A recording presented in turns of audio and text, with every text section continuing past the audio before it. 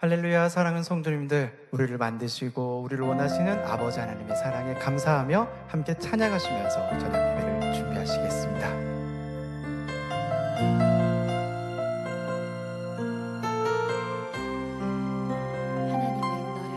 하나님은 너를 만드신 분, 너를 가장 많이 알고 계시며, 하나님은 너를 만드신 분, 너를 가장 깊이 이해하신단다. 하나님은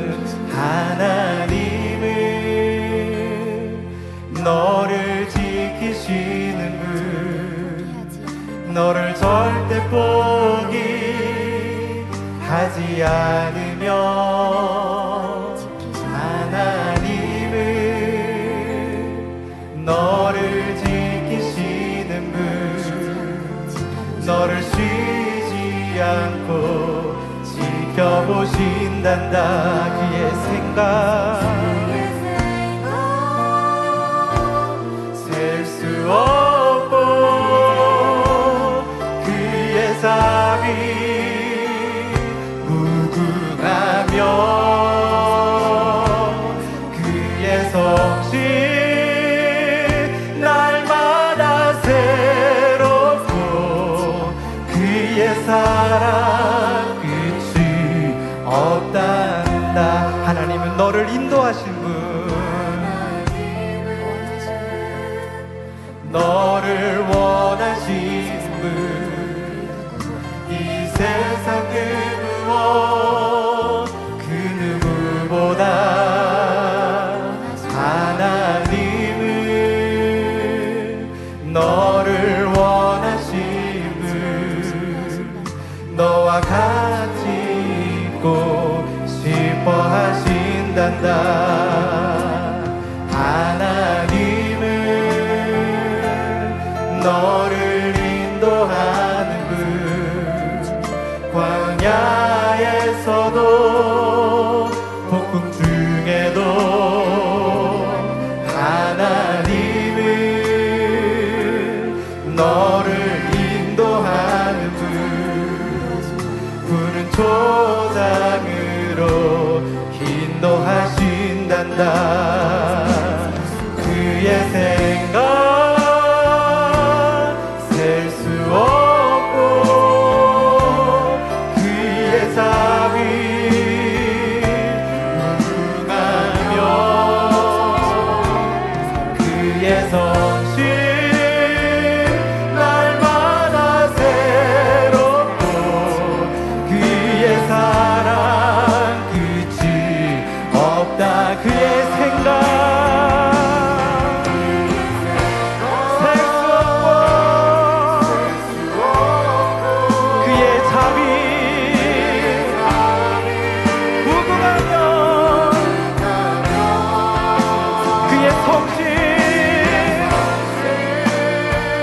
날마다 새롭고, 그의 사랑 끝이 없다. 그의 생각 그의 생각 셀 수 없고, 그의 삶이 무궁하며, 그의 성실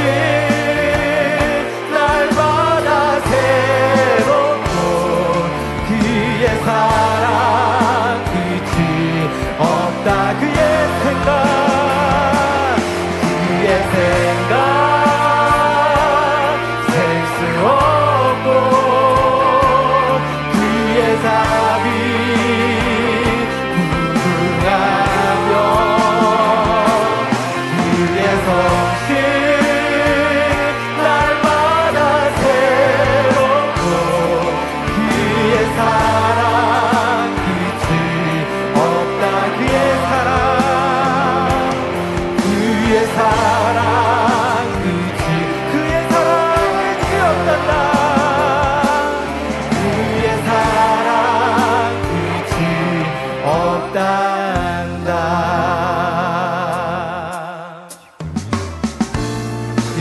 주님의 크신 사랑으로 우리 날마다 인도하시며 전국 새 예루살렘까지 인도하시는 그 좋으신 아버지께 충만하게 찬양 올려 드립니다. 주님 밖에는 내겐 없어요. 내게 참 소망 주신 주님, 주님 밖에는 내겐 없어요. 내 삶에 참 소망된 주님 밖에는 내게 없어요. 주님 밖에는 내겐 없어요. 내게 참 소망 주신 주님, 주님 밖에는 내겐 없어요. 내 삶에 참 소망 되신 주를 찬양해요. 찬양해요. 내 방향에 그 사랑의 이름. 내 입을 열어 주님을 찬양합니다. 내 마음이 얼마나 기쁜지 행복해요. 감사해요. 주님 밖에 없음을 행복해요. 감사해요. 주님 밖에 없음을. 주님 밖에는 내겐 없어요. 진리를 사랑케 하신 주, 주님 밖에는 내겐 없어요. 천국을 사모케 하신 주, 주를 찬양해요. 내 만나게 그 사랑의 이름. 내 입을 주님을 내 맘이 얼마나 기쁜지 행복해요. 감사해요. 주님 밖에 없음을 행복해요. 감사해요. 주님 밖에 행복해요. 감사해요. 행복해요. 감사해요. 주님 밖에 없음을 행복해요. 감사해요. 주님 밖에 없음. 주님 밖에 내게 없어요. 밖에는 내게 없어요. 서로 사랑하게 하신 주, 주님 밖에는 내게 없어요.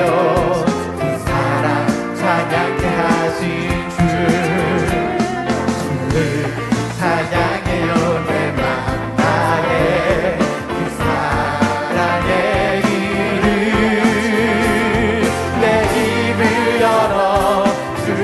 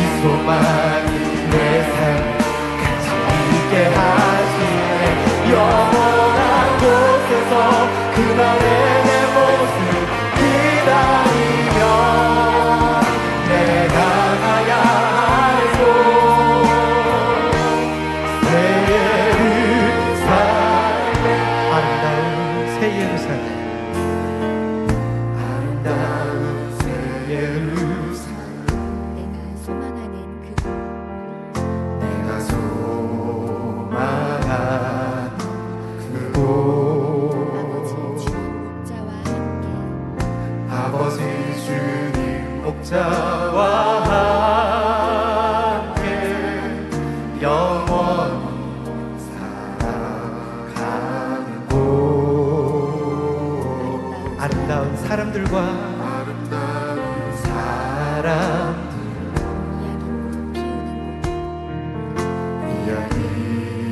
꽃 피는 곳.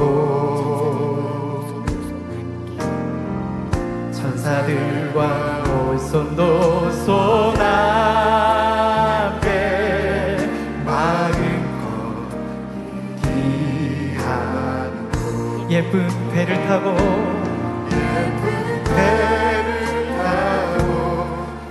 그 하늘을 보며 밝게 빛나는 저 빛들로 가득한 곳. 기다려요, 사모해요, 아름다운 예루살렘. 내게 있는 이 소망이 내 삶을 가치 있게 하시네.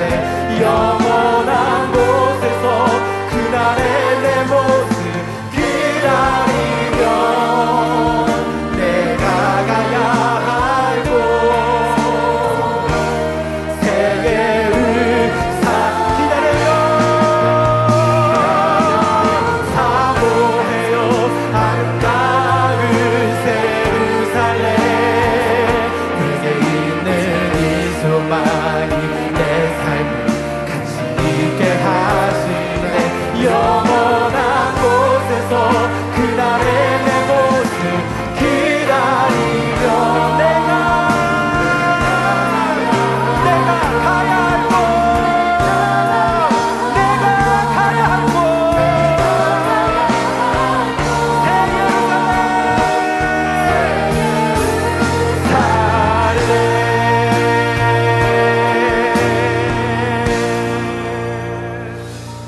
오늘 저녁 예배를 위해서 말씀 증거하시는 사랑하는 당회자님과 은혜 받을 자신들을 위해서 함께 기도하시겠습니다.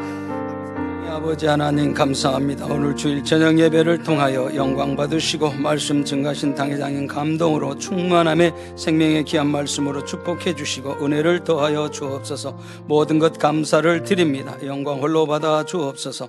우리 주 예수 그리스도 이름으로 기도하옵나이다. 아멘. 묵도하심으로 주일 저녁 예배를 아버지 하나님께 드리시겠습니다.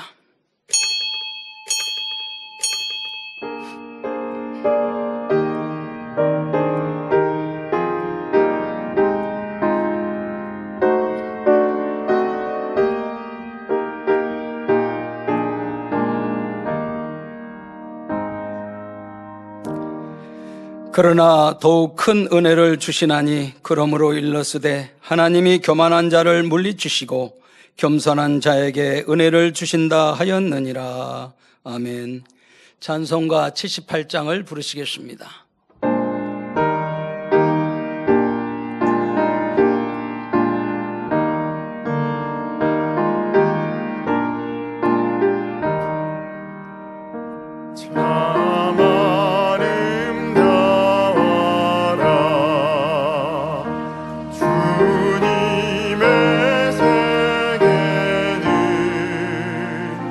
저 솔로몬의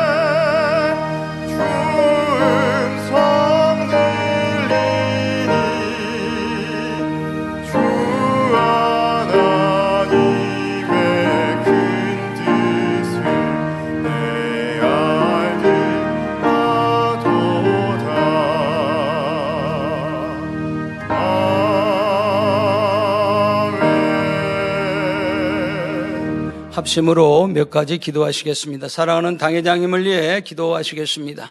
사랑에 좋으신 아버지 하나님 감사합니다.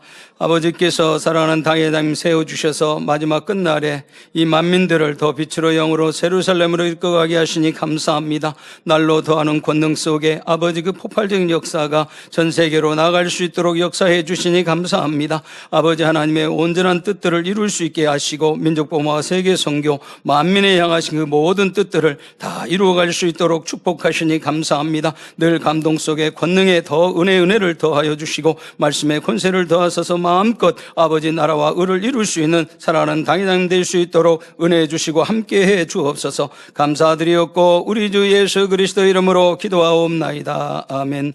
새 성전 건축을 위해 기도하시겠습니다.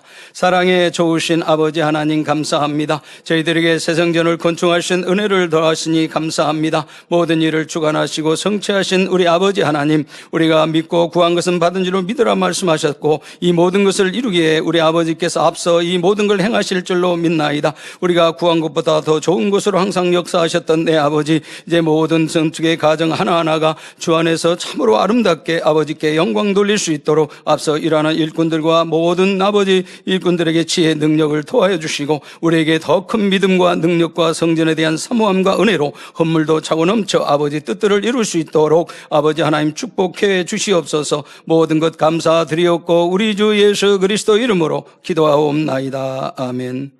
말씀 증거해 주실 당회장님과 은혜 받기 위해서 기도하신 후 1교구 6교구장이신 최성숙 전도사님 대표 기도해 주시겠습니다. 사랑에 좋으신 아버지 하나님 감사합니다. 오늘도 사랑하는 당회장님 욥기강의 말씀을 증거하시나이다. 성령의 감동 충만함으로 준비된 말씀 위에 아버지 기름 부어주시고 그 말씀들이 살았고 운동력이 있어 우리의 혼과 영과 관절 골수를 찔러 쪼개며 놀라운 변화와 생명과 믿음이 주어지는 귀한 말씀 되게 하시고 시종 은혜로 아버지 충만케 하여 주옵소서. 모든 것 감사드리었고 우리 주 예수 그리스도 이름으로 기도하옵나이다. 아멘. 아버지 하나님, 사건 사고 많은 세상 가운데 한 주간도 지켜주시고 주일 저녁 예배로 드리게 하시니 감사를 드립니다. 영원하신 능력과 신성이 그 만드신 만물에 분명히 보여 알게 되나니 하심같이 어김없이 만물의 소생이신 봄이 성큼 다가와 나뭇가지마다 새싹이 나고 꽃이 피어나는 것을 보며 창조주 살아계신 아버지 하나님의 섬세한 사랑을 느낄 수 있으니 감사를 드립니다.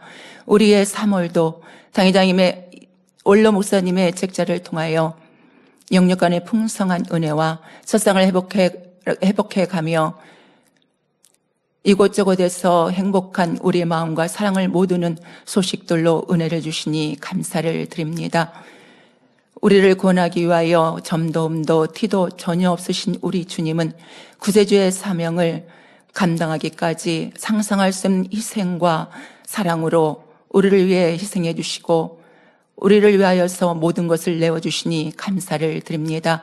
구세주까지 아낌없이 내어주신 크신 사랑을 성결의 말씀과 성령의 권능의 역사로 펼치시사 그 말씀대로 보장하사 우리를 수고하고 무거운 짐들을 아낌없이 편안함과 소망 가운데 인도해 주시는 귀한 재단을 통하여서 영광 나타나게 하시고 우리 성도인들에게는 그러한 은혜와 사랑으로 넘치는 속에 응답해 주시니 감사를 드립니다. 3월 은사 집회를 치유 집회를 통하여서도 사랑하는 성도님들 시공간을 초는 놀라운 권능의 역사로 다양한 치료와 간증의 역사들로 충만한 행복한 은혜로 함께해 주시니 감사를 드립니다. 불같은 성령 역사로 아버지 하나님의 살아계심의 증거들로 오직 하나님의 영광을 위하여서 수많은 영혼들을 구원하기 위하여 헌신과 사랑으로 우리를 이끌어 주시는 사랑하는 당회장님을 주셨으니 감사를 드립니다. 이 시간에도 당회장님께서 욥기강의 119번째 하나님의 지혜와 은혜의 제하의 말씀을 전하십니다. 새신자와 초신자라 할지라도 말씀을 통하여 치유하시고 말씀이 마음에 쏙쏙 들어온다는 고백을 들어봅니다. 오늘도 우리 모두 영적인 예배를 드리며 아버지 하나님이 우리를 사랑하시는 그 크신 은혜와 사랑을 더욱 마음에 깨달아 행할 수 있는 은혜와 능력을 더하여 주시옵소서. 사회하시는 조익희 목사님 감동의 은혜로 함께하여 주옵시며 특성을 드리는 안미영 권사님 성도님들에게 은혜와 충만함을 주시는 귀한 특주가 되게 하여 주시옵소서. 예배를 위해서 이른 아침부터 곳곳마다 수고하고 봉사하는 모든 분들에게 하늘의 상급과 축복이 되게 하옵시며 전국 및 전 세계 지교회 및 지성점 유튜브와 각종 GCN을 통하여 예배드리는 모든 시청자들과 만민의 모든 성도님들에게도 하늘의 상급과 축복이 되게 하여 주시옵소서. 모든 예배를 통해서 영광 받으실 아버지 앞에 감사하며 우리 주 예수 그리스도 이름으로 기도함나이다. 아멘.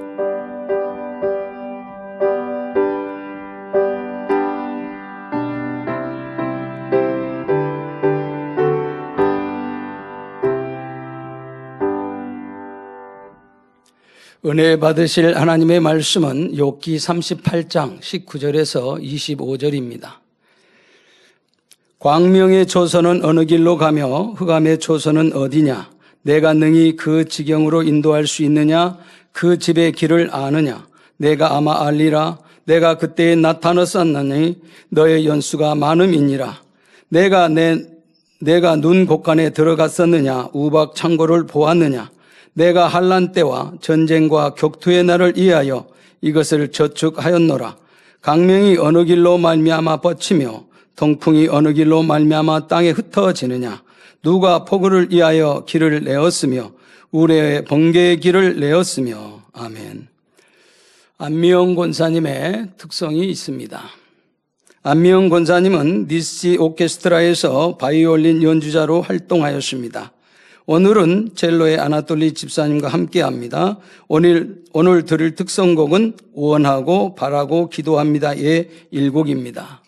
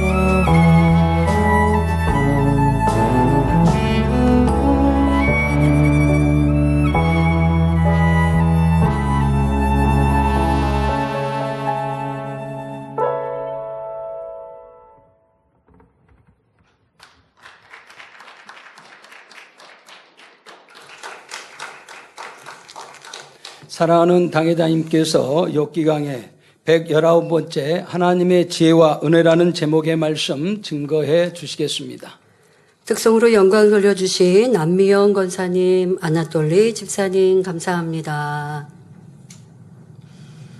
사랑하는 성도 여러분, 욥기를 보면 하나님께서 욥에게 말씀하시고 질문하실 때 역설법과 반어법을 자주 사용하시는 것을 알 수 있습니다. 역설법이란 겉보기에는 모순되거나 말이 안 되는 것처럼 보이지만 깊이 생각해 보면 진리를 담고 있는 표현법을 말합니다. 예를 들어 욥기 38장 4절에 내가 땅에 기초를 놓을 때에 내가 어디 있었느냐라고 물으셨는데 천지 창조 당시 태어나지도 않은 욥에게 이러한 질문을 하신 자체가 사실은 말이 안 되는 역설적인 표현입니다. 하지만 이 질문만으로도 욥은 하나님의 창조 섭리와 계획은 인간이 이해하기 어려운 것이며 자신은 너무나 유한하고 미약한 존재임을 깨우치게 되지요. 다음으로 반어법이란 말하는 이가 자신의 참된 의도와는 반대되는 말을 함으로써 오히려 그 의도를 더 강하게 드러내는 표현 방법입니다. 예를 들어 상대방의 행동이 너무 지나치다고 느껴질 때 정말 대단하시네요 라고 말한다면 이는 상대방의 대단함을 칭찬하는 표현이 아니라 오히려 그 지나침을 강하게 지적하는 말이지요. 그렇다고 해서 여러분 이렇게 우리가 이런 표현들을 자칫 우리 삶에서 보통 사람들의 언어 습관을 보면 상대에게 뭔가 큰 깨우침을 주기 위해 윗사람이 아랫사람에게 이런 표현을 쓰면 적절하고 지혜롭게 많은 말로 서로 옳다 그르다 아니면 지적의 말을 하지 않더라도 단번 한두 마디에 한두 문장의 말로도 깨우침을 줄 수 있는 지혜로운 방법일 수 있는데 동료라든가 아니면 무슨 밑에 사람이 위 사람에게 이렇게 할 때는 약간 비아냥거리는 말이 될 수도 있어요. 그러니까 이런 차이를 여러분들이 아셔야겠습니다. 그런데 윗사람이 아랫사람에게 이것도 잘못했고 이것도 잘못했고 이렇게 했어 라고 지적하는 것보다 한두 마디로 지금 이렇게 잘못된 것을 아느냐라고 깨우쳐 주기 위해 역설법, 반어법을 사용하는 하나님의 지금 욥에게 대화하시는 이 말씀의 표현들, 이것을 여러분들이 깊이 있는 하나님의 지혜다라고 깨우치셔야지 여러분들이 이것을 내게 가지고 와서 내 주변에 누가 마음에 안 드는 사람 있으면 너 참 잘하네. 이거 뭐예요? 비꼬는 말이잖아요. 이렇게 사용하시라는 거 아닙니다. 하나님은 욥에게 이것도 너 저것도 1차적으로 지적하고 나무라시는 것보다 더 크고 넓은 것, 이와 같은 것들로 한두 마디를 지적하시는 또 알려주시는 그런 대화법을 사용하고 계시다는 것이죠. 이것은 하나님의 큰 지혜입니다. 오늘 말씀 중에도 욥을 향해 하나님의 역설적이면서도 반어적인 표현과 질문이 나올 것입니다. 하나님의 말씀에는 사람의 지혜와는 비교할 수 없을 만큼 고차원적인 지혜가 담겨 있습니다. 하나하나 풀어드릴 때 각각의 질문에 담긴 숨은 뜻과 하나님의 의도를 깨우치고 양식 삼는 시간이 되시길 바랍니다. 욥기 38장 19절 20절에 광명의 처소는 어느 길로 가며 흑암의 처소는 어디냐? 내가 능히 그 지경으로 인도할 수 있느냐? 그 집의 길을 아느냐? 말씀하십니다. 즉 하나님께서는 지금 욥에게 빛이 어디에서 오는지 어둠의 근원이 어디에 있는지 내가 아느냐라고 물으십니다. 왜 이런 질문을 하신 것일까요? 그동안 욥은 자신이 걸어다니는 땅의 넓이도 측량할 수 없으면서 눈에 보이지 않는 영계와 생사화복을 논했기 때문에 하나님께서는 욥의 무지함을 확실하게 깨우쳐 주고자 하시는 것입니다. 예를 들어 욥은 하나님은 악한 자에게 축복을 주시고 의인에게는 저주하신다 라는 말을 여러 번 했습니다. 두 구절만 찾아볼게요. 욥기 12장 6절에 강도의 장막은 형통하고 하나님을 진노케 하는 자가 평안하니 하나님이 그 손에 후히 주심이니라 했습니다. 또 욥기 21장 7절 8절에는 어찌하여 악인이 살고 수를 누리고 세력이 강하냐? 씨가 그들의 앞에서 그들과 함께 굳게 서고 자손이 그들의 목전에서 그러하구나 말했습니다. 그러나 이는 하나님의 뜻과는 전혀 다른 말입니다. 하나님께서는 악인을 잘 되게 하시는 분이 아니라 요한 3서 1장 2절의 말씀대로 우리의 영혼이 잘됨 같이 범사에 잘되고 강건하게 하시는 분입니다. 의인에게 복 주시는 분이시죠. 이러한 하나님의 마음도 모르면서 욥은 아는 체하며 하나님과 변론하겠다고 했습니다. 그러니 하나님께서는 욥에게 너는 매일 눈으로 보는 빛과 어둠의 근원도 모르면서 어찌 보이지 않는 영혼의 세계와 생사화복을 말하고 있느냐라고 물으시는 것입니다. 이 질문에 이어서 하나님께서 욥에게 말씀하십니다. 욥기 38장 21절에 내가 아마 알리라. 내가 그때에 낯섰나니 너의 연수가 많음이니라 말씀하십니다. 여기서 왜 내가 알리라 하시지 않고 아마 알리라 라고 표현하셨을까요? 욥이 진정 알았다면 하나님께서 굳이 아마라는 표현을 쓰실 필요가 없습니다. 이렇게 하나님의 질문에 대한 답을 욥이 알 리가 없는데 알 것이다 라고 말씀하시는 것은 바로 욥의 무지와 교만을 명백히 깨우쳐 주시기 위한 역설적이면서 반어적인 표현입니다. 내가 그때에 낯섰나니 너의 연수, 나이가 많음이니라 하신 말씀도 마찬가지입니다. 욥의 나이가 정말로 그렇게 많다는 의미가 아니라 욥이 얼마나 유한한 존재인지 깨닫게 하시려는 반어적인 표현이지요. 욥아, 내가 지구의 기초를 놓고 천지 만물을 창조할 때 내가 태어나서 보았다면 내가 묻는 것을 잘 알 것이다. 그렇다면 과연 내 나이가 그렇게 많아서 모든 것을 알고 있다는 말이냐? 이렇게 물으시는 것입니다. 하나님께서 천지 만물을 창조하실 당시 욥이 태어났고 계속 살아왔다면 그 나이가 굉장히 많을 것입니다. 그러나 욥이 태초부터 존재했던 사람도 아니요. 그가 살던 당시는 인간의 수명이 몇백 년 되는 때도 아니었습니다. 인류 초기에는 보통 900세 정도는 살 수 있었는데 세상이 점점 죄로 물들어감에 따라서 인간의 수명도 줄어들게 되었습니다. 더구나 노아의 홍수 이후 약 1000년이 흐른 시점, 곧 모세가 살던 시대에는 평균 수명이 70에서 80세가 되었습니다. 그래서 시편 90편 10절에 우리의 연수가 70이요 강건하면 80이라도 그 연수의 자랑은 수고와 슬픔뿐이요 신속히 가니 우리가 날아가나이다 말씀하지요. 의학이 발달한 오늘날은 100세 시대라는 말이 나올 정도로 평균 수명이 증가했지만 사실 100세 이상 사는 사람은 매우 드뭅니다. 그런데 우리 하나님은 영원 전부터 영원 후까지 스스로 계시는 분이십니다. 이런 하나님께서 욥에게 너의 연수가 많음이니라고 말씀하실 때 욥이 무엇을 느끼겠습니까? 욥은 자신의 무지함을 절실히 깨달을 것입니다. 평소에는 자신의 지식과 경험이 많다고 여겼지만 하나님의 창조 섭리를 떠올리면서 자신은 아무것도 모르는 존재임을 깨닫게 된 것이지요. 그럼 하나님께서 왜 이렇게 창조 섭리를 들어서 욥에게 비유적으로 말씀하시는 것일까요? 지금까지 욥은 하나님의 창조 섭리도 다 꿰뚫은 것처럼 말하고 있었거든요. 그러면 하나님께서 욥이 너 이렇게 얘기했지? 그런데 너 이거 틀렸지? 이렇게 하고 있으면 너무 1차적인 변론 다투는 것처럼 아니 욥이 이제 하나님의 말씀에 잘못했습니다라고 말한다 할지라도 하나님께서 일일이 너가 이때 이렇게 말했고 너 이거 이렇게 틀렸고 그러시지 않죠. 그냥 그 모든 것을 포괄적으로 천지 창조에 대해서 너가 알지? 너가 보았지? 너가 그 섭리 알잖아. 그러니까 나한테 그렇게 따졌잖아. 이러한 의미가 다 담겨 있는 것입니다.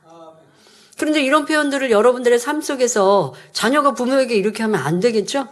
네. 그 윗사람이 아랫사람에게 이렇게 깨우쳐 줄 때는 유용하게 서로 따지지 않고 하나하나 들어서 설명하지 않더라도 이렇게 크게 포괄적으로 깨우쳐 주기에는 좋은 표현법이나 그러나 그것도 마음의 감정이 없고 사랑으로 할 때에 상대가 깨닫는 것입니다.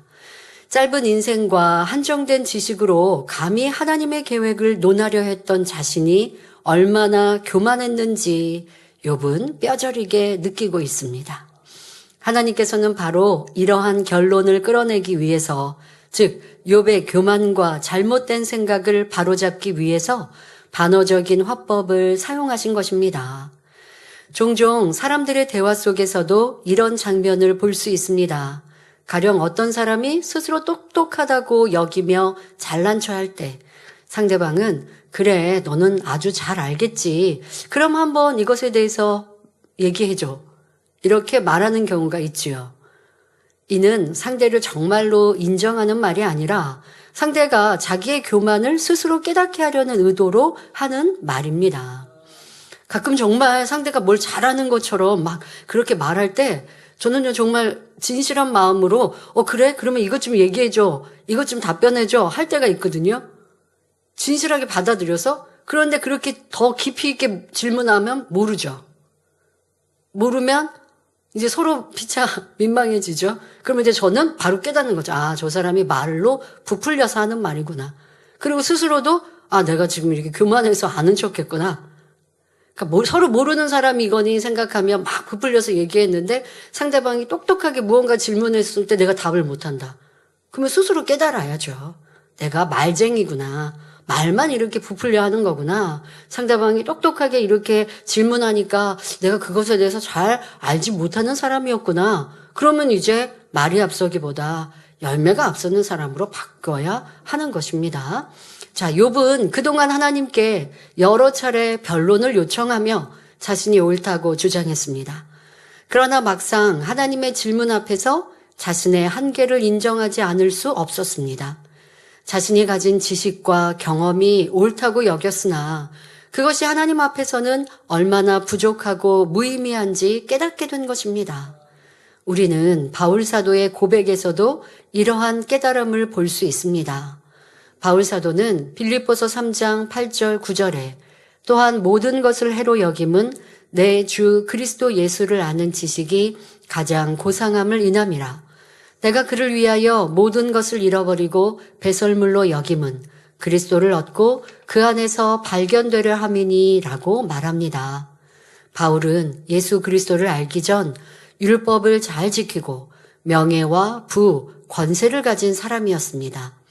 그는 로마 시민권도 소유하고 있었으며 당시 최고의 엘리트로서 전혀 부족함이 없는 사람이었습니다.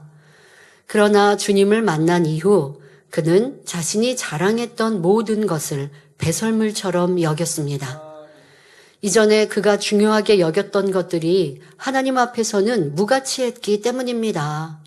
특히 바울은 스데반 집사가 돌에 맞아 순교할 때 이를 옳다 여기며 적극적으로 도왔던 자신의 과거를 돌아보며 깨달았습니다. 하나님을 사랑하는 표현이라고 생각했던 행동이 오히려 하나님의 뜻을 거스리는 악이었음을 깨닫고 철저히 회개했지요. 그리고 빌립보서 3장 9절에 내가 가진 은은 율법에서 난 것이 아니요 오직 그리스도를 믿음으로 말미암은 것이니 곧 믿음으로 하나님께로서 난 의라 고백하기에 이릅니다. 예수 그리스도를 만남으로 진정한 의를 깨닫고 나니 지난날 자신의 의는 진정한 의가 아니라 오히려 하나님을 대적하는 교만임을 깨달았던 것입니다. 그는 오직 예수 그리스도를 통해 참된 생명과 빛을 깨달았기에 나는 날마다 죽노라 고백하며 자신이 가진 모든 지식과 명예를 내려놓을 수 있었습니다. 사도 바울은 오직 예수 그리스도를 믿음으로 말미암아 참된 의에 이를 수 있었기에 우리에게도 다음과 같이 권면합니다. 고린도후서 10장 5절에 모든 이론을 파하며 하나님 아는 것을 대적하여 높아진 것을 다 파하고 모든 생각을 사로잡아 그리스도에게 복종케 하라 했지요. 그러므로 우리도 날마다 자신의 교만과 육신의 생각을 깨트리고 하나님의 말씀과 진리에 복종해야 합니다. 여러분, 우리가 주님을 믿고 교회 다니는 성도로서 하나님보다 내가 더 높아진 교만을 스스로 가졌다라고 깨우치기가 참으로 어렵습니다. 내가 하나님보다 나는 더 옳아요, 의로워요. 지금 이 감히 욥처럼 말하는 성도는 찾아보기 참 쉽지 않을 거예요. 자, 그런데 여러분들은 그럼 교만함이 없을까요? 하나님 보실 때 네 의는 내 의와 틀려 이렇게 말씀하시는 이러한 상황들이 없을까요? 너무 많아요. 그런데 이 사도 바울처럼 깨닫지 못하는 거죠. 내가 하나님께 대하여 하지 않는다 해서 교만한 게 아닌 게 아니라 하나님께 대해서도 여러 차례 말씀드리지만 우리가 하나님이 이루시는 일들 다 알지 못하는데 얼마나 많이 판단을 하고 정죄합니까? 그럼 하나님이 이루시는 일뿐 아닙니다. 그냥 우리가 이웃, 형제라 한다 할지라도 그 사람의 마음 중심을 모르는데 판단하면 내가 재판장, 곧 하나님이 된 것이라 성경은 분명히 기록하고 계십니다.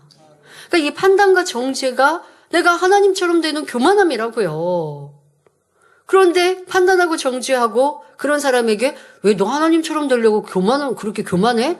그러면 아니라고 쉽게 얘기하잖아요. 이렇게 말씀을 들어 설명하며 그런 거구나. 근데 나 그런 줄 몰랐어. 이렇게 또 얘기하고 말씀을 많이 듣고도 너무나 쉽게 판단 정지하고 내가 이게 하나님과 같이 되려고 하는 교만함이구나 라고 생각을 안 해요.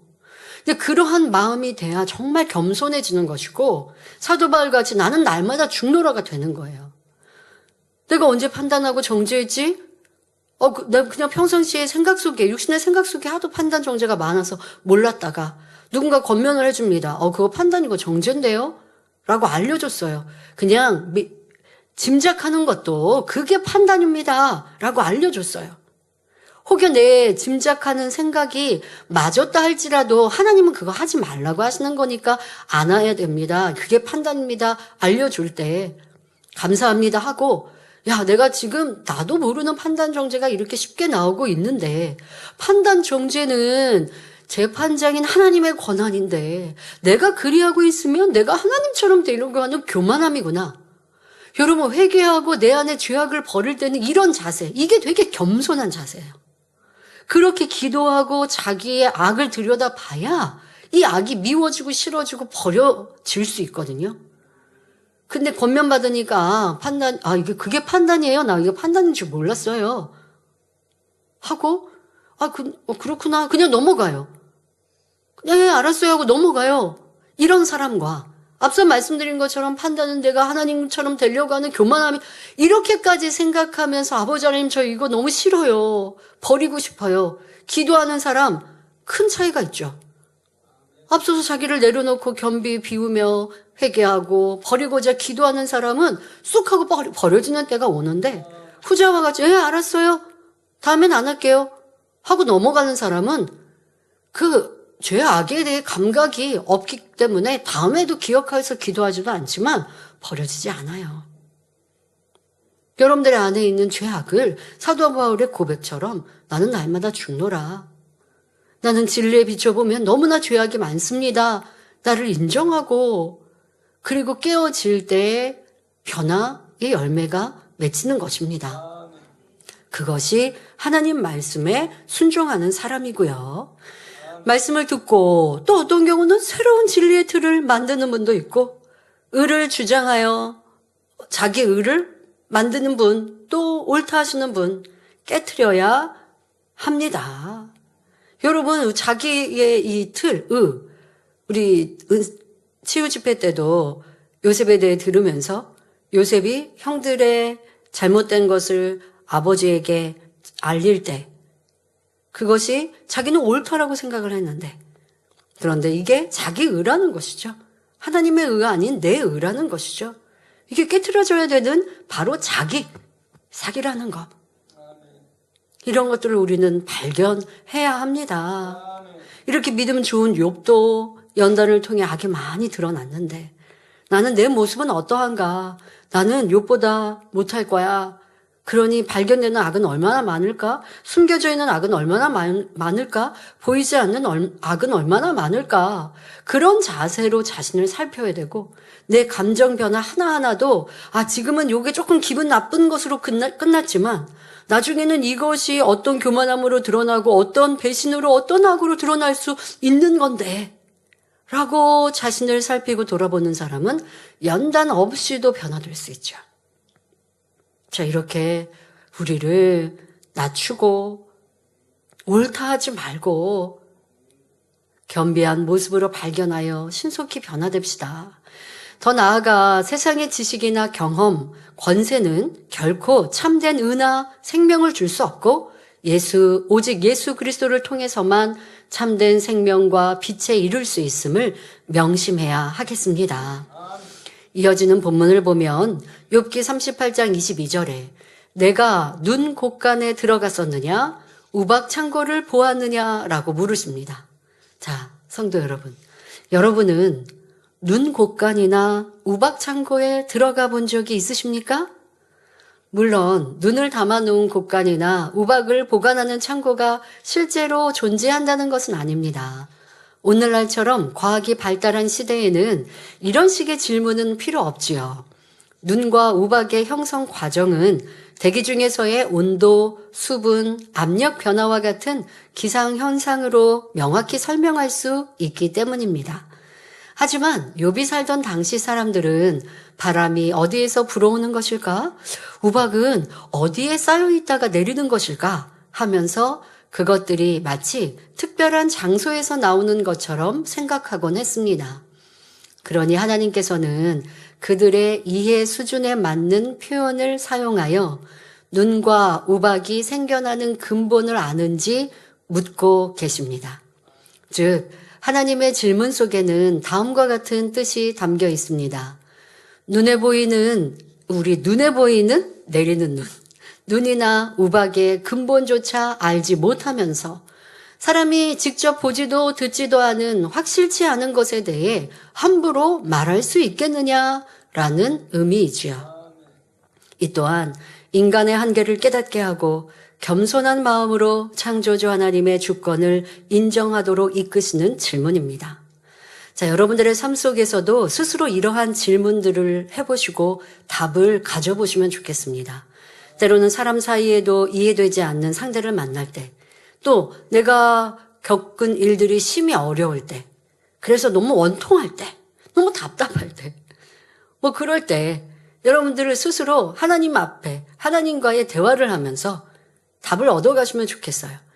하나님, 저 지금 너무 원통한데요. 하나님, 저 보고 계신 거 맞죠? 그러니 제가 선을 쫓으면 하나님 형통케 해주시죠. 그러니까 이 땅을 보면 너무 어수선하고 힘들고 괴로울 때요. 귀도 막고 눈도 가리고 하늘을 보고 하나님과 교통만 하자고요. 그래서 답을 얻으시라고요. 그러면 이 힘들고 어려운 시험과 연단과 환난을 헤쳐갈 수 있습니다. 저도 교회적인 큰 어려움이 있을 때 하나님께서 지금까지 권능으로 보장하시고 크게 영광 받으신 이 재단에 이런 큰 시련이 올 때 저는 어떤 생각을 했냐면요. 너무 1차원적인 생각이지만 하나님이 안 계셔? 하나님 아니 계실 수 없거든요. 하나님은 살아 계시거든요. 그래, 하나님은 살아계셔. 그럼 하나님께서 살아계심을 나는 어떻게 믿지? 목자님을 통해 나타난 크고 놀라운 권능을 내 육체로도 체험했고 내가 눈으로 직접 보았고 간증하는 그 수많은 성도들, 이게 저랑 짠 거 아니거든요. 전 그분들 얼굴도 모르고 이름도 몰라요. 그리고 지금 상황을 듣는 거예요. 근데 너무 놀랍고 기이한 하나님의 권능들을 들을 때 저도 믿음이 성장했지만 어릴 적부터 저 또한도 치료의 역사를 통해 강건함을 얻은 제가 바로 목자의 권능으로 살아계신 하나님을 묵동한 주인공인데, 삶이 어렵고 힘들고 지금 얽히고 설킨 일이 있다 하여 하나님이 아니 계신 게 아니라 하나님은 살아계시는데, 그리고 목자를 통해 보장하신 하나님의 권능은 참인데, 그러면요, 두려울 것도 없고 무서울 것도 없고 어려울 것도 없고, 그러면 모든 것이 다 환해지죠. 기도하면 되고 하나님의 뜻을 찾으면 되고, 하나님 지금의 어려움은 제가 다 이해할 수 없으나 아버지 하나님의 계획하심을 알게 하시고, 그리고 저는 믿음으로 굳건히 변함없이 가지만 우리 성도들도 믿음 지킬 수 있도록 도와주세요. 그렇게 기도하니 제 자리를 지킬 수 있었죠. 저도 스스로가 질문을 하고 답을 해보는 거예요. 그러나 사람의 질문, 사람에게가 아니었어요, 저는. 하나님과 나니 내 스스로, 내 마음, 내 삶에 지금까지 살아온 모든 삶과 내 신앙 안에서의 가장 기본적이고도 기초적이고도 중요한 질문. 하나님이 계시냐 안 계시냐? 그건 할 말도 아니지만 뭐 많은 어려움과 시험과 일들이 있을 때 다른 거 뭐 듣고 말하고 확인하고 할 필요도 없어요. 하나님이면 돼요. 끝이죠. 그럼 하나님이 계시면 하나님 말씀대로 살면 돼요. 어떤 분은 교회적인 연단이 있으니까 하나님이 안 계시나? 이렇게 하나님에 대한 의심을 했었다고 하더라고요. 그런데 하나님이 안 계신다라고 답을 내리기에는 너무 많은 권능의 역사를 보았잖아요. 그런데 이게 하나님이 계신다. 하나님은 살아 역사하셔. 이게 도리어 흔들려버리는 그랬다라고. 근데 이걸 회복하는 시간이 있었노라고 하는 얘기를 들으면서 그럴 수도 있는 건가? 근데 저에게는 그럴 수는 없었어요. 좌우로 앞으로 뒤로 아무리 봐도 하나님은 아니 계실 수 없어요. 하나님은 살아 역사하시고 살아계신 하나님께서 모든 것을 보고 알고 계시는데 당장의 심판이 없어도 결국 심판은 있는 것이요. 그 심판의 때의 엄중함은 너무나 잘 아는 것인데 그를 생각하니 어찌하든 진리를 선택하게 되는 것이지요.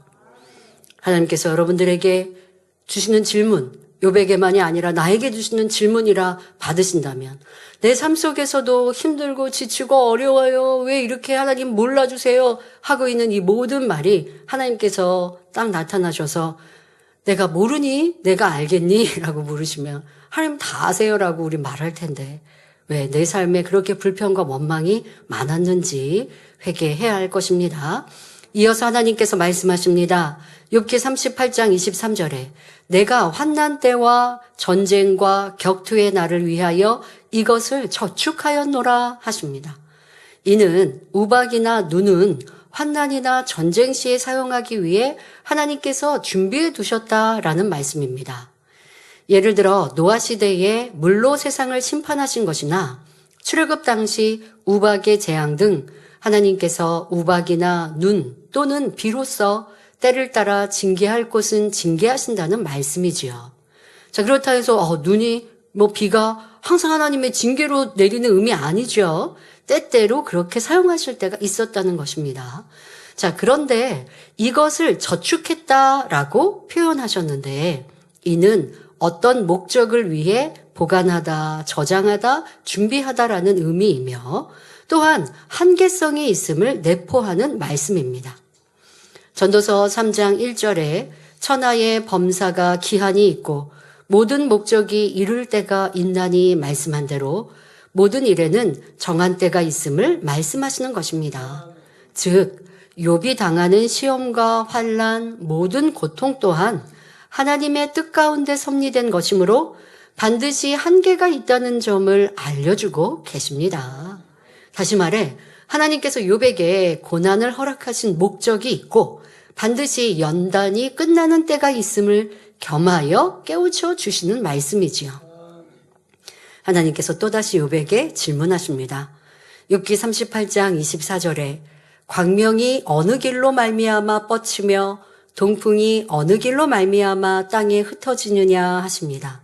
즉 욥아 너는 빛이 퍼져나가는 근원지에 가보았느냐? 동풍이 땅으로 흩어지는 그 시작점을 아느냐라고 물으십니다. 물론 욥은 이 질문에 아무 답변도 할 수가 없었습니다. 사람들은 날씨가 흐리면 비가 올 것 같다고 생각하고 바람이나 구름의 이동을 보고 대충 날씨의 변화를 예측합니다. 그러나 정확하게는 알 수가 없습니다. 과학이 발달한 오늘날도 기상예보가 맞지 않는 경우가 많지요.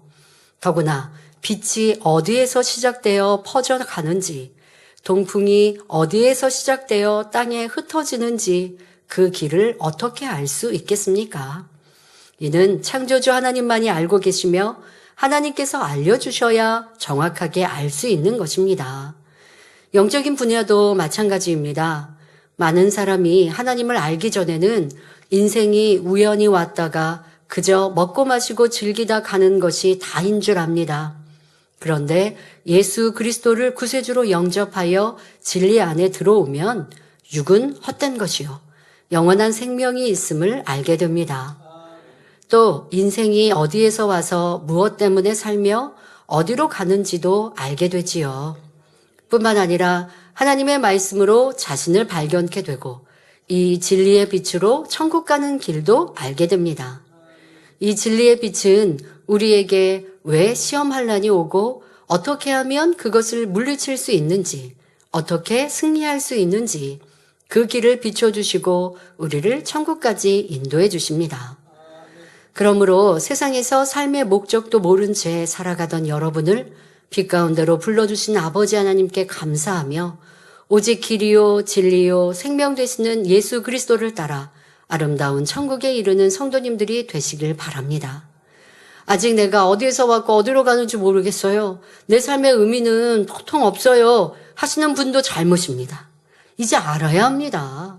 내가 어디서 왔습니까? 하나님으로부터 왔고 하나님은 참 자녀와 영원한 사랑을 누리시고자 인간 경작을 계획하여 우리를 지으신 분이시고 이 땅에 내 부모를 하나님이 선택하신 건 아니나 그렇게 인간 경작 속에서 아담 하와를 만드시고 그리고 이제 부모가 사랑을 나누고 자녀가 태어나고 또 자녀 그래서 내가 지금 있게 됐고 육으로는 그렇게 태어났고 그러나 그보다 근본은 하나님께서 나를 창조하셨어요.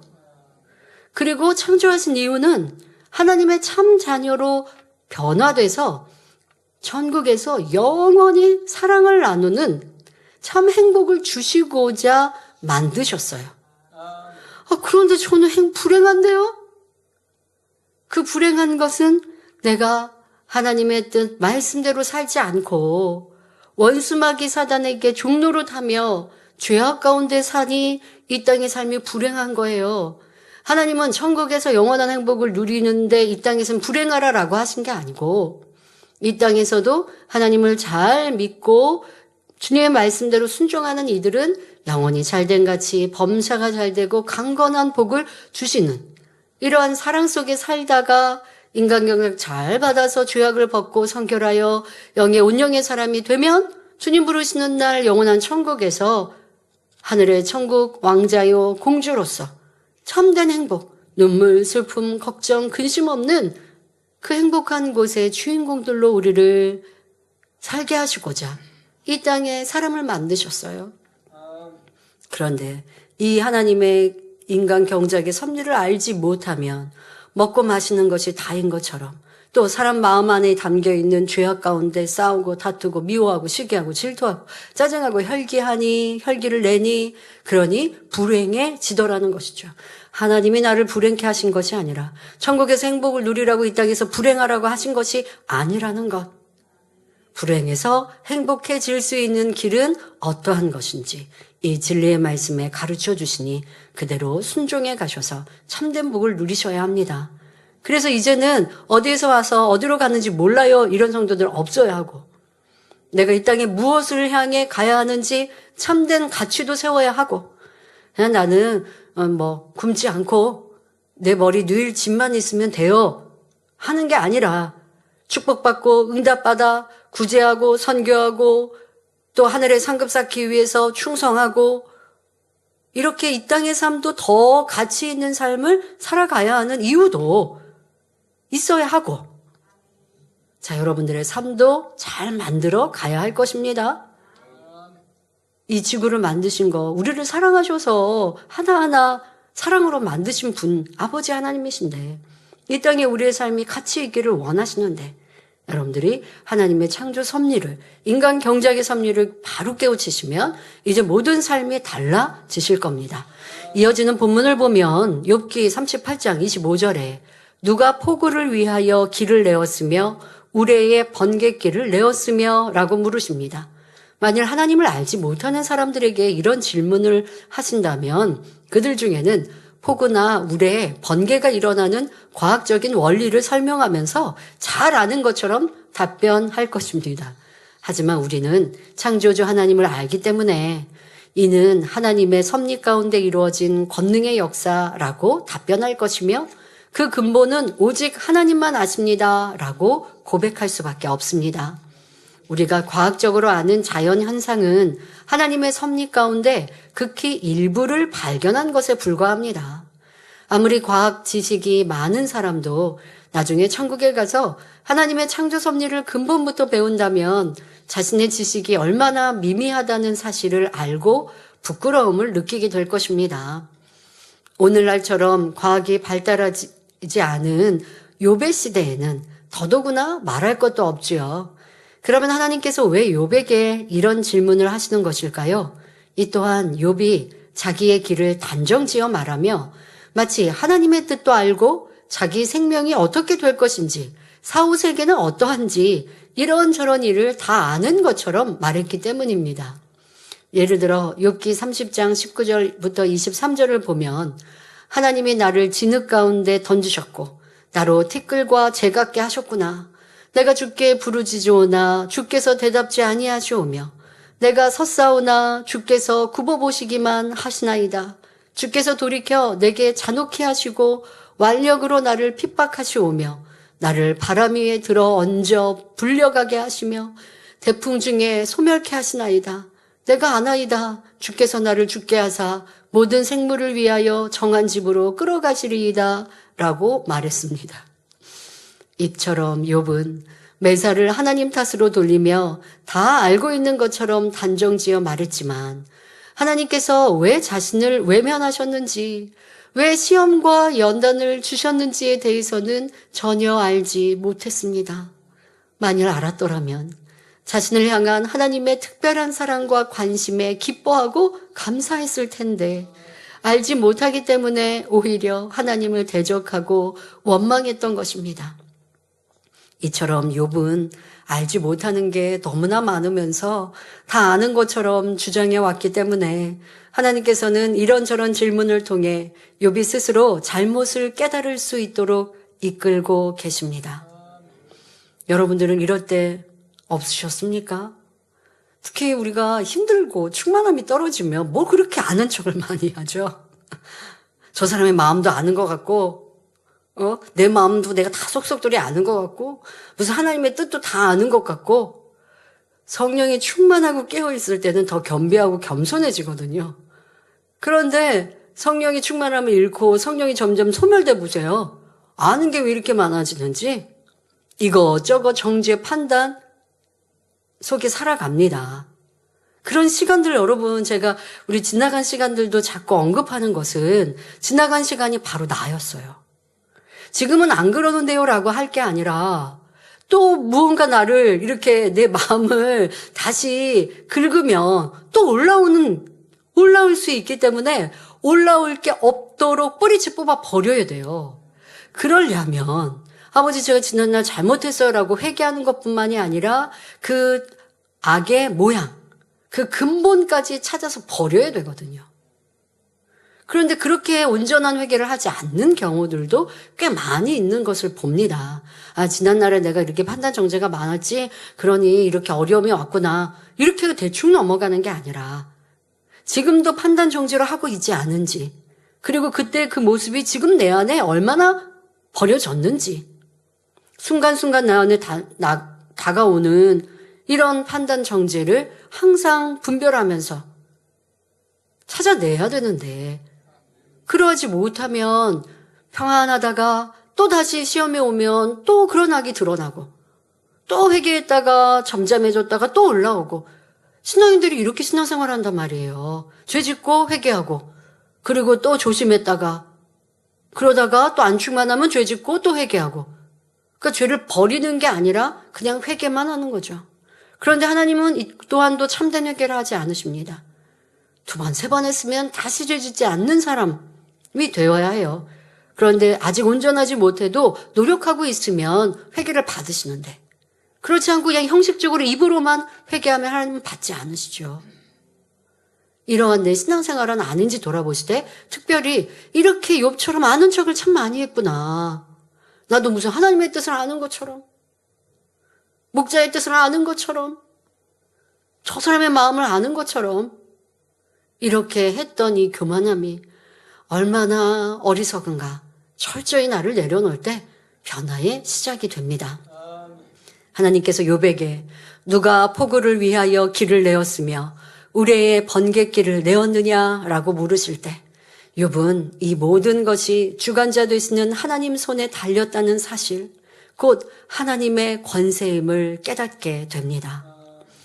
사랑하는 성도 여러분, 하나님께서 포구를 위하여 길을 내신 것 같이 우리 사람이 살아갈 수 있는 길 또한 하나님께서 내신 것임을 알아야 합니다.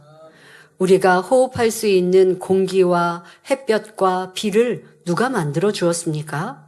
하나님께서 만들어 주셨기 때문에 우리가 누리는 것이지요. 우리가 영적으로 성장하는 것도 하나님의 은혜가 있어야 합니다. 마치 부모가 있기에 우리가 존재하는 것처럼 하나님의 은혜 없이는 우리가 영으로 나아갈 수 없습니다. 자, 여러분, 연단의 시간들이 시작됐을 때 목자의 공간이 벗겨지니 하나님의 목자의 공간을 거두시니 그러니 내 안에 다스려졌던 악이 막 올라오죠. 나 짜증열기 이렇게 없었는데 버렸다고 생각했는데 그런데 짜증열기가 나오고 판단정죄가 나오고 다툼, 싸움이 나오고 시시비비가 나오고 미움, 시기, 질투가 나오고 이러한 여러분들의 모습을 2018, 2019년 보셨습니까? 자, 이 영의 공간이, 목자의 공간이 우리를 변화시키시고 발견케 해주셨습니다. 자, 그리고 그것을 거두시고 우리를 보게 하셨습니다. 내 안에 있는 악의 모양들을. 그 전에 충만할 때 버린다고 했는데 뿌리째 뽑은 것은 아니고 마음 안에 뿌리가 남아있는데 그런데 그 또한도 내가 한 것이 아니요 아버지의 은혜였음을 깨닫게 하셨습니다. 2018년, 2019년 악이 막 나오셨습니까? 자, 인정하고 그것으로 내 민낯을 발견했다면 이젠 기도하면서 근본의 악을 이제 버려가는 과정이어야 합니다. 자, 그런데 인정하는 것도 발견하는 것도 기도하여 버려가는 것도 내가 할 수 없는 것 깨달으셨습니까? 아버지 은혜가 다시 주어질 때 그것이 가능한 것이죠. 여러분 그 은혜가 언제부터 다시 또 임하셨는지 각기 다르겠습니다마는 그 은혜를 주시면 말씀을 들을 때 지난날의 내 모습이 발견됩니다. 발견된 것만이 아니라 부끄럽습니다. 민망합니다. 죄송합니다. 내가 이러고도 큰 소리를 냈구나. 내가 이러고도 하나님 사랑한다 말하였구나 하고 내가 죄인의 개수다 하고 고백하는 이러한 겸비하고 겸손한 마음이 저절로 되어집니다. 이거 하나님의 은혜입니다. 아버지 하나님이 이런 은혜, 깨우침, 겸비함 안 주시면요. 내가 잘했다고 아니면 잘못한 건 있어도 그럴 수밖에 없는 이유가 있었노라고 그렇게 변명하거든요. 그래서는 용서도 못 받지만 죄악을 버릴 수도 없습니다. 지금 깨닫고 계시면 눈물이 흐르고 계시면 회개가 되고 계시면 버리고자 하는 간절함이 임한다면 아버지의 은혜입니다. 그렇게 우리는 영으로 들어가는 것이지요. 자, 하나님의 은혜가 아니면 발견할 수도 없고 버릴 수도 없습니다. 자, 하지만 여기서 오해하지 말아야 할 것이 있습니다. 하나님이 은혜를 주셔야 하니까 나는 그저 기다리기만 하면 된다라는 태도는 옳지 않습니다. 예를 들어 사과나무 아래 누워서 입을 벌리고 사과가 떨어지길 기다린다고 해서 사과를 먹을 수 있는 것은 아닙니다. 사과를 먹고 싶으면 나무에 올라가 직접 따야 하듯이 우리도 은혜를 받기 위해 노력해야 합니다. 그래서 치유 집회 때도 말씀드렸습니다. 요셉이 하나님께 축복을 받을 수 있었던 것. 바로 하나님을 인정하고 믿어드리기에 심히 삶이 피폐해지고 어려워지고 이 낭떠러지에 떨어진 것 같은 이러한 상황 속에서도 성실히 행했기에 하나님이 도와주시는 거예요. 나 하나님 믿어요. 그리고 자포자기예요. 하나님 믿어요. 그러니까 하나님께서 내 삶을 좀 이렇게 좀 문제 좀 해결해 주세요. 그러면 제가 열심히 할게요. 많은 사람들이 그렇게 고백합니다. 하나님 치료받으면 열심히 할게요. 축복 주시면 심을게요. 이렇게 하시면 이렇게 하나님과 단서를 내거는데요. 하나님 그러면은 기뻐하지 않으세요. 우리가 해야 할 걸 하면 하나님은 도와주시는 건데 할 걸 하지도 않고 하나님이 내 거 다 해결해 주시면요. 그럼 저 열심히 할게요. 그럼 하나님 사랑할게요. 이제 쉬지 않고 기도할게요. 그런 분들 축복받으면 하는 줄 아십니까? 안 해요. 안 하는 사람 태반이에요. 지금 어려울 때 하는 것, 그것이 믿음이요. 그럴 때 하나님이 도와주시는 겁니다. 하나님의 은혜, 능력, 성령의 도우심이 필요하다 해서 나는 아무것도 할 것이 없고 기다리면 된다? 결코 그렇지 않습니다. 욥기도 더더욱 그러한 의미로 기록되어 있는 것이 아니지요. 그러니 하나님께서 주시지 않아서 나는 아무것도 할 수 없다라고 생각해서는 안 됩니다. 하나님이 능력 안 주시니까 저는요 충성할 수 없고요. 하나님이 축복 안 주시니까 저는 심을 수 없고요. 하나님 주시면 할게요. 아니라니까요. 하나님이 주실 수 없게 안 하고 있는 거예요. 불같은 기도와 금식으로 하나님의 은혜와 능력을 끌어내리기 위해 최선을 다해 노력해야 하는 것입니다. 하나님께서는 자녀들을 축복된 길로 인도하기를 원하십니다. 그런데 성경을 보면 하나님께서 택하신 백성들을 축복의 길로 인도하려고 열심히 가르쳐 주시며 인도하시는데 사람 편에서 그 길을 외면하고 다른 곳으로 가는 것을 볼 수 있습니다. 욥도 스스로 이 길을 막아버렸으며 성도들 가운데도 이런 경우가 많이 있습니다. 하나님이 축복 주시려고 심어라 라고 하시는데 이게 그게 아니에요. 축복 주시면 심을게요. 그러면 이게 어떻게 될까요? 계속 하나님도 축복 못 주시고 나도 축복 못 받고 계속 기다리고 있어요. 하나님은 행하면 능력 줄게. 발걸음을 옮기면 내가 역사할게.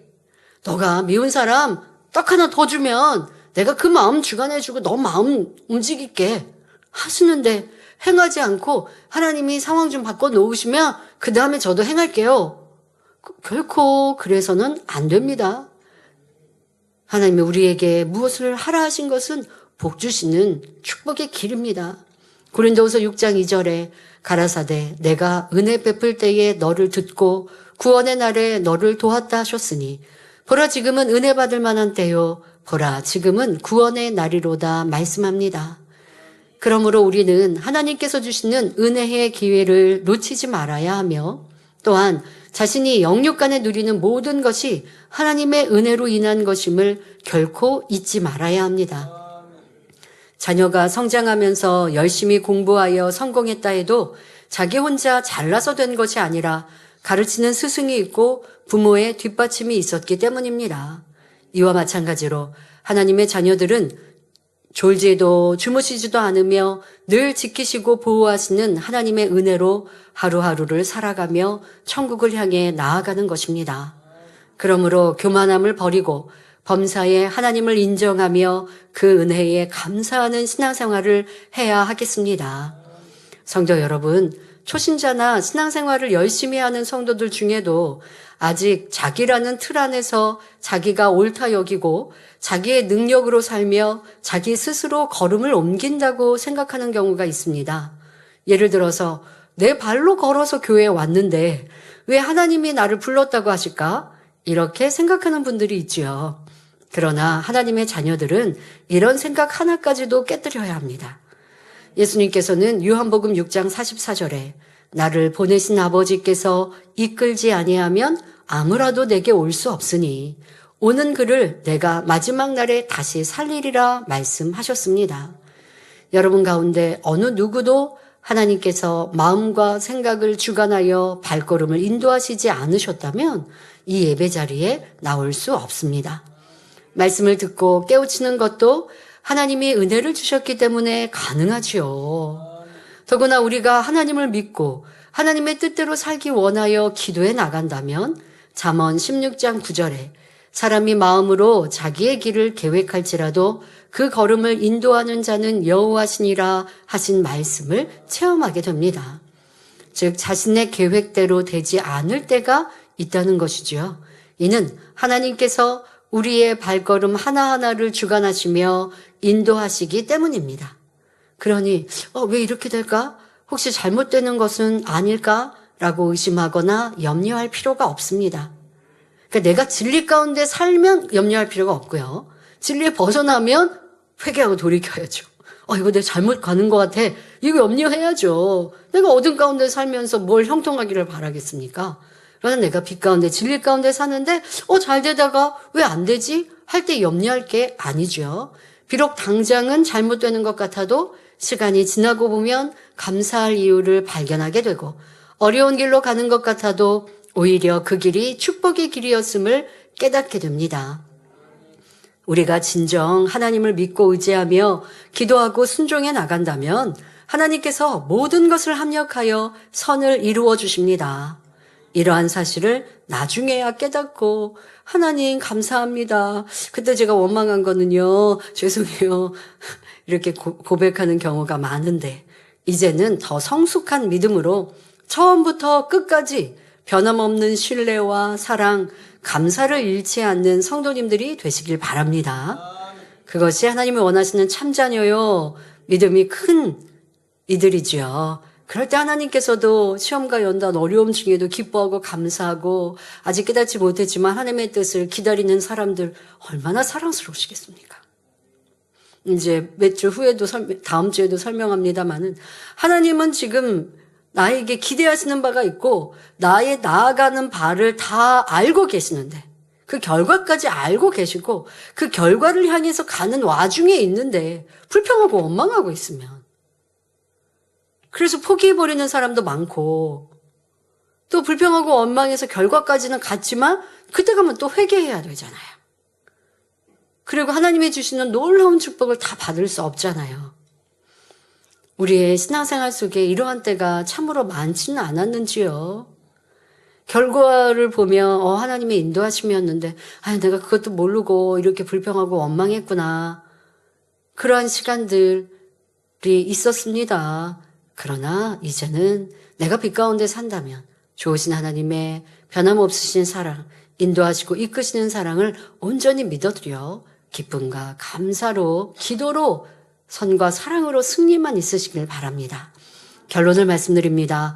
사랑하는 성도 여러분, 욥은 높은 지식과 부와 명예와 권세를 가졌고 사람들로부터 존경과 사랑을 받는 위치에서 당당하고 자신감이 넘치는 사람이었습니다. 그렇기 때문에 이 모든 것을 잃어버리는 상황에서도 여전히 낮아지지 못했고 자신을 권면하고 지적하는 친구들을 서슴없이 책망하며 저주하는 말을 하였지요. 뿐만 아니라 하나님께 억울함을 호소하고 따지며 자신이 가진 지식을 동원하여 생사화복을 논하면서 감히 하나님과 변론하겠다고 큰 소리 쳤습니다.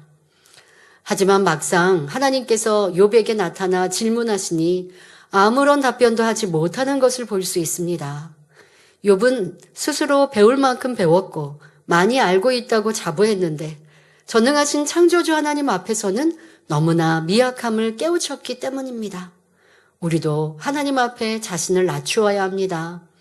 이사야 40장 26절에 너희는 눈을 높이 들어 누가 이 모든 것을 창조하였나 보라. 주께서는 수요대로 만상을 이끌어내시고 각각 그 이름을 부르시나니 그의 권세가 크고 그의 능력이 강함으로 하나도 빠짐이 없느니라 말씀하십니다. 하나님께서는 온 우주와 무수한 별들을 지으시고 그 이름을 하나도 빠짐없이 부르실 만큼 강하고 능력이 많으신 창조주이십니다. 우리가 눈을 높이 들어 하나님께서 창조하신 우주의 광대함을 생각할 때 우리 자신이 얼마나 작은 존재임을 인정하지 않을 수 없습니다.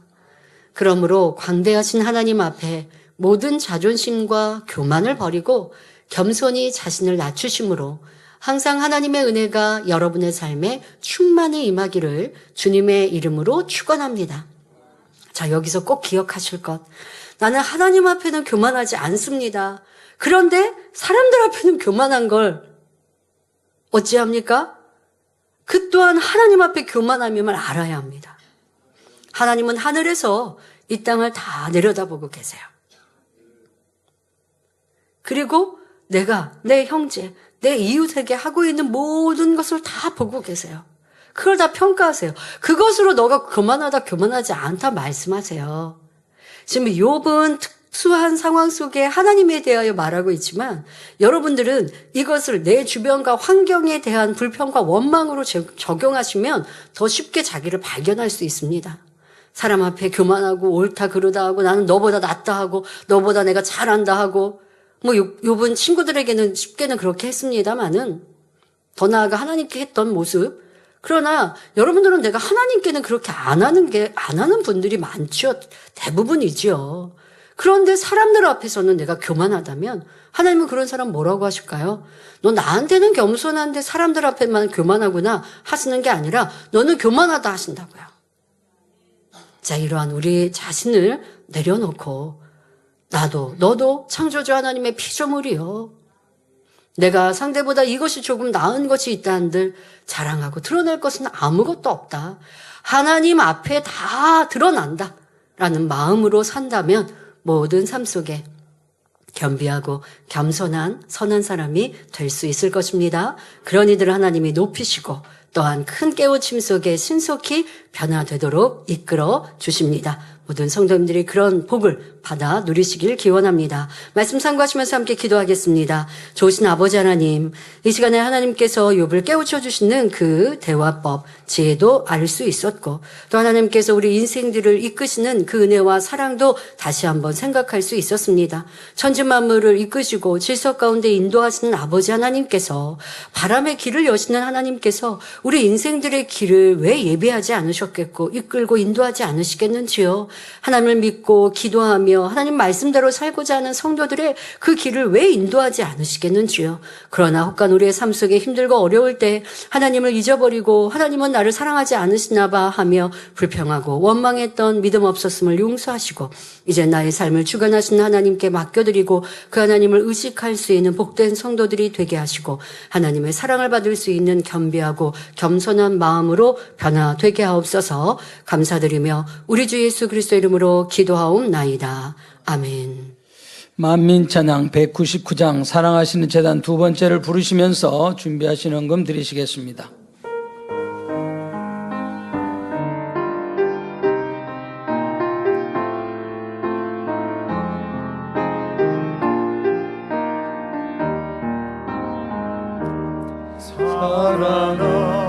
사랑하시는 제단 아버지께서 세우신 제단 그 마음을 알아 행하는 제단 사랑으로 가득한 제단 참마음과 온전한 믿음 기쁨의 열매가 등 넘치네 말씀대로 행하는 제단 아버지 사랑하시는 제단. 중국 이교구 62세 마창호 집사님 무한단물 간증입니다. 2024년 12월에 회사 사장님이 꽃이 활짝 피어있는 화분 하나를 사무실에 갖다 놓았습니다. 당시에는 화분에 꽃도 많이 피어 있었고 가지도 무성했습니다. 그런데 아무도 관심을 주지 않으니 점점 잎과 가지가 말라가면서 꽃도 시들어 다 떨어져 버렸고 결국 바싹 말라 죽어버렸습니다. 가지가 너무 말라서 손으로 만지면 뚝뚝 부러질 정도였지요. 사장님은 꽃이 말라서 죽었으니 그냥 버리라고 했지만 저는 예전에 단물로 죽은 나무를 살렸던 간증이 떠올라 권능의 무한단물을 뿌리면 살아나겠다라는 마음이 들었습니다. 그리고 사장님과 직원들에게 말하기를 저에게 이 화분을 살릴 수 있는 아주 특별한 영양제가 있으니 기대하라고 하였습니다. 그때 그분들은 고개를 저으며 정말 화분을 살린다면 그건 진짜 기적이라고 말하며 도대체 무슨 영양제길래 죽은 나무도 살리냐며 믿지 못했지요. 저는 일단 꽃을 살린 다음 알려주겠다고 말했습니다. 그리고 그날 이 화분을 제 숙소에 가져와서 바싹 마른 가지를 다듬고 단물을 뿌렸습니다. 일주일에 2번 정도 단물을 뿌렸는데 약 1달 반 정도 지나자 죽은 나무에서 새싹이 돋기 시작했습니다. 새싹이 난 화분을 사진을 찍어서 사장님과 직원들에게 보여주었더니 어떻게 죽은 화분을 살렸냐며 굉장히 놀라워했습니다. 그때 저는 권능의 무한 단물에 대해 간증해 주었고 단물을 뿌려 쌍꺼풀이 생긴 제 아내 권사의 간증도 함께 했습니다. 그분들은 믿지 못하겠다는 표정을 지으며 세상에 처음 듣는 얘기다 라며 매우 신기해했습니다. 그렇죠. 처음 듣는 얘기죠. 또한 저 역시 2016년 만민학예 수련회 때 원로 목사님의 기도를 받고 병원 의학으로도 치료할 수 없는 시망막, 망막 혈관 파열증을 치료받은 사실도 간증하였습니다. 저도 옆에서 이분 간증해 드렸거든요. 도와드렸거든요. 기억이 나요. 그러니까 눈이 이렇게 띠 같은 게 이렇게 생기면서 잘 안 보인다라고 하셨던 기억이 나는데요. 망막 혈관 파열증이었죠. 그런데 치료 받으셨습니다. 그러니까 본인의 2016년 간증도 이번에 하신 겁니다. 그분들은 하나같이 좋은 교회라고 하면서 꼭 한번 가보고 싶다고 말하였고 저는 너무 자랑스럽고 감사했습니다. 죽은 나무도 살리시는 권능의 무한단물을 주신 아버지 하나님께 모든 감사와 영광을 올려드립니다. 네, 감사합니다. 드린 헌금을 위해서 기도해 주시겠습니다.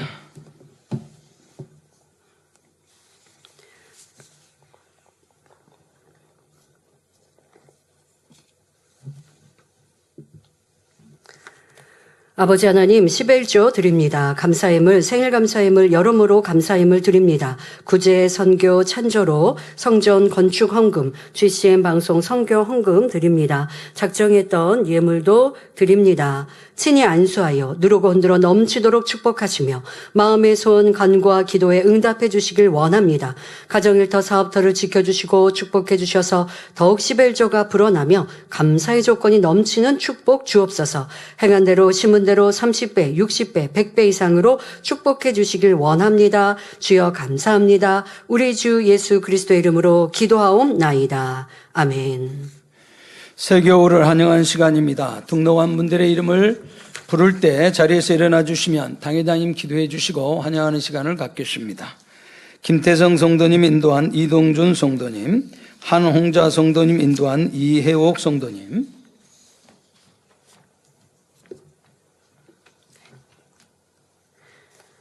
하나님의 자녀 몸된 재단에 등록했습니다.